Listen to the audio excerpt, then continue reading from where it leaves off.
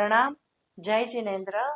હું આજે આપણે 75 વર્ષ શ્રી જૈન ધાર્મિક શિક્ષણ સંઘના ઉજવી રહ્યા છે એના હું મહિલા વિભાગના ઉપાધ્યક્ષ તરીકે હું મહિલાઓને ખાસ ગણતરી કરી અને ખાસ એમને સન્માન આપવા માટે પ્રોત્સાહિત કરવા કહી રહી છું.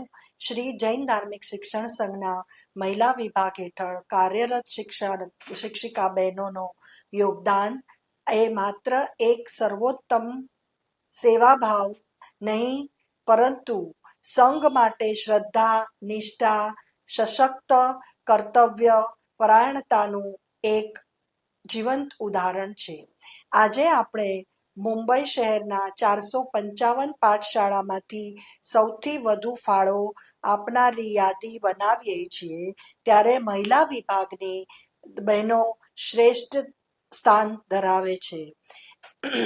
ત્યારે મહિલા વિભાગની બહેનો સહયોગ માત્ર આંકડાથી નહીં, પરંતુ શિક્ષિકા બહેનોની આત્મીયતા અને સંગઠન ની ભાવનાનું પ્રતિબિંબ છે. આશ્ચર્યની વાત એ છે કે આ તમામ કાર્ય બહેનો પગાર ઘણા ઓછા વળતર પર પણ ઉત્સાહથી કરી રહ્યા છે. સામાન્ય રીતે ઓછું વેતન અસંતોષ પેદા કરે છે, ત્યાં શિક્ષિકા બહેનો પુણ્ય કાર્યોને પોતાની ફરજ માનીને નિરંતર જૈન ધર્મના સિદ્ધાંતોને સમાજમાં શીખડાવે છે. જૈન ધાર્મિક શિક્ષણ સંઘ દ્વારા લગભગ 50,000થી વધુ બાળકોને નૈતિક અને ધાર્મિક શિક્ષણ આપી રહ્યું છે. આવું શ્રેય શ્રી શિક્ષિકા બહેનોને જાય છે. દરેક શિક્ષિકા બહેનો પોતાનો વ્યક્તિગત આરામ, સમય, આરોગ્યને પણ પાછળ મૂકીને સંસ્કારનું વૃક્ષારોપણ કરી રહી છે.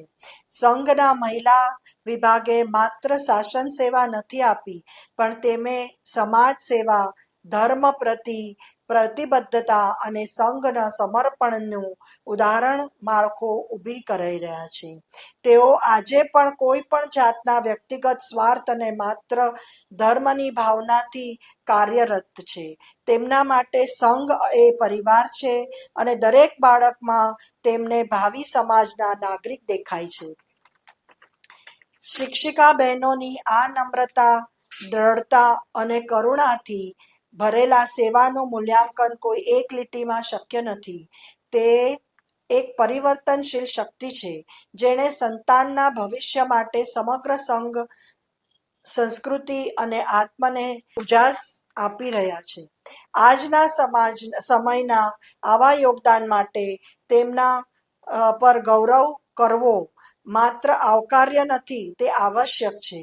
આવી મહિલા શક્તિએ સંગઠનને સાચી ઊંચાઈ સુધી પહોંચાડવાનો માર્ગ આપ્યો છે.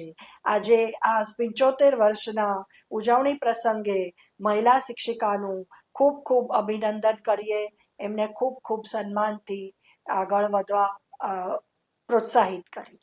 જય જિનેન્દ્ર.